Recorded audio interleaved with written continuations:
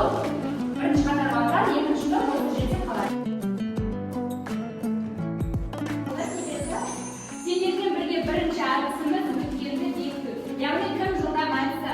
Бұл жерде балалар топтық жұмыс болады. Қазір барлық сендерге 8 сұрақ беріледі.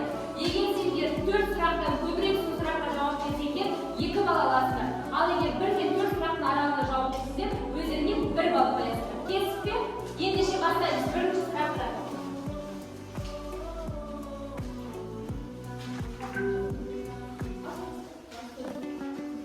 Морфология зерттейді.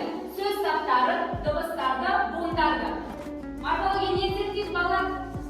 Сөз таптарын зерттейді. Жарайсыздар. Келесі, заттың атын білдіретін сөздер. Заттың үстін басамыз. Келесі сұрағымыз бізде. Зат есім қандай сұрақтарға жауап береді? Өздерің бағалап отырсыздар, қанша сұраққа жауап беретіндерін санап отырамыз. Келесі сұрақ. Заттың санын білдіретін сөздер.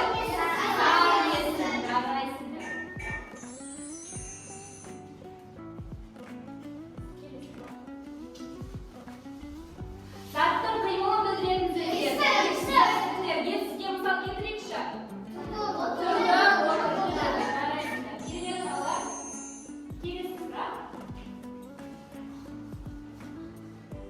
Зат есімге мысал келтіреміз. Барды, кетті, жақсы, сары, аяру, кітап. Қандай сұраққа жауап беріпсіз? Деген сұраққа. Керемет, келесі сұрағымыз. Заттың сынын білдіретін сөздер. Сынның сұрақтар қандай? Қандай? Мысал келтірейікші. Қандай дейді? Әдемі, сары, сұлу. Келесі сұрағымыз. Қазақ тілінде неше септік бар? Атап берейікші.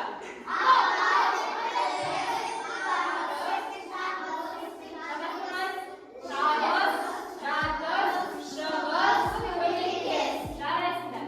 Септікті мен сендермен өзімнің жаңа телевизор деген жобамен таныстырғым келіп отыр. Бүгінгі тақырыпта біз қазақ тілі сабағын ұлттық құндылықтармен байланыстырып отырмыз. Бізде қазақта 7 қазына бар. Осы 7 қазынаны мен сендермен бірге 7 септікке байланыстыратын боламын. Менің теледидарымда қазіргі уақытта 7 септікке арналған 7 канал бар. Біз оларды сендермен бірге танысып шығамыз. Әйел. Келесі. Бар септік сұрағанда бұл бізде кім екен? Ақыл, білім екен. Жарайсыздар балалар. Келесі табыс септігі. Табыс септігінің сұрағы қандай? Жүйрік. Келесі септігіміз жарас септігі. Сұрақтары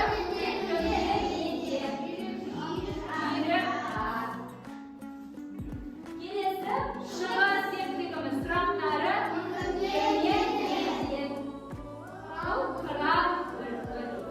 және соңғы қандай септігіміз қалды? Көлеңкес септігі. Қандай сұрақтарға жауап береді?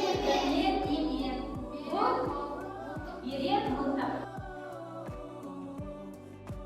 Мәтінге қараймыз. Осы мәтінде көп нүктенің орнында бос сөздер қалған. Сол жерге өзіміз жалғаулықтарды қою арқылы біз мәтінді құрастырып аламыз. Кәне дәптерге орындаймыз. Бұл бізде екінші тапсырма. Екінші тапсырма деп дәптер балалар судың деп жазамыз. Бізде екінші топ алты екен. Сұраққа тез жауап беріңіздер. Тазада қоршаған ортаны таза сақтауға, қорғауға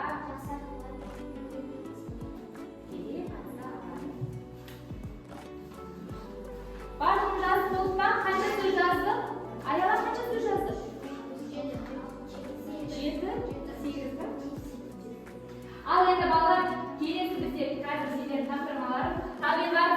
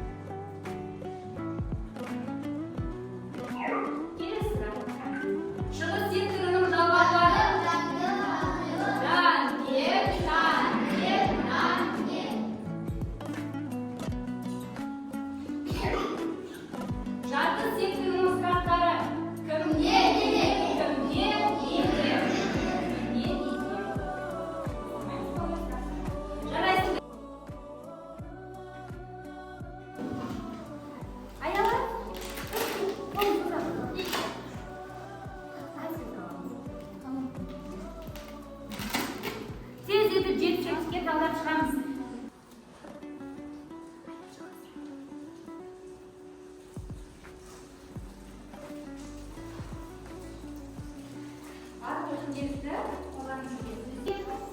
Орныңыздан тұрып, аузын шығарып оқып, асықпаймыз болсын.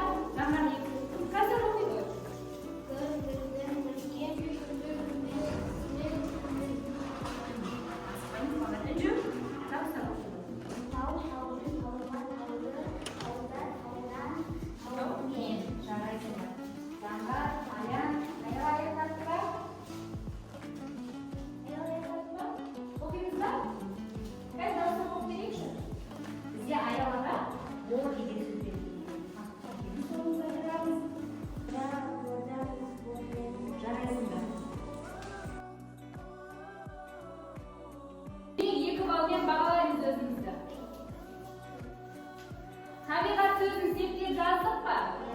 1 балл береміз. Үшінші тапсырма арқа тартып. Кем дегенде 4 сұраққа жауап бердік пе? Егер де кем дегенде 4 сұраққа жауап берсек 1 балл. 4 сұрақтан көп сұраққа, яғни барлық сұраққа жауап берсеңдер 2 балл береміз. Балымыз қойдық па? Келесі 4-ші тапсырма. Берілген сөзді ысып бауырсаққа сөзді септеп жаздық па? Жарайсыңдар, онда 1 балл береміз. Барлығы қанша балл болды? Есептеміз. 7 балл болды. Енді мен сендерге киіз үйді беремін. Есесін жазсам керек па? Жоқ.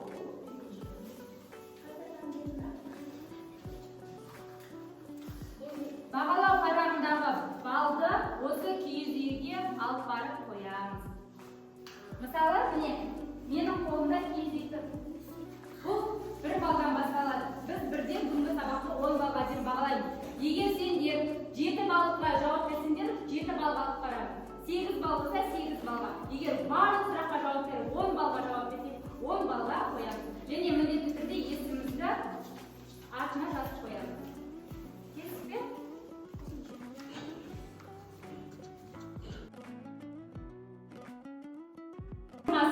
Менің қолымда түйелер бар. Түйелер ұлы жібек жолын кескен келеді. Яғни қазіргі әдіс керуен әдісі. Бұл жерде түйенің қоржынында торсық бар. Бұл торсықта 2 сөздер берілген. Осы сөздерді үй тапсырмасына 7 септікке септеп жазамыз.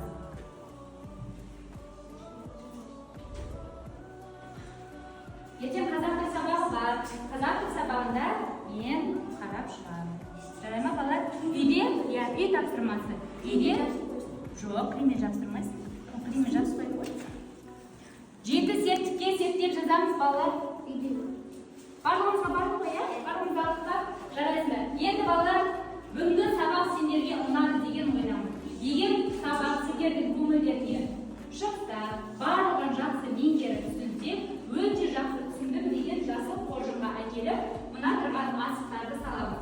Жасыл қоржынға жасыл асықтар, сары қоржынға сары асықтар. Егер сабақты түсінбеген болсаңдар, түсінбедім, яғни әлі де сені керек десеңдер, қызыл асықты саламыз. Ең алдында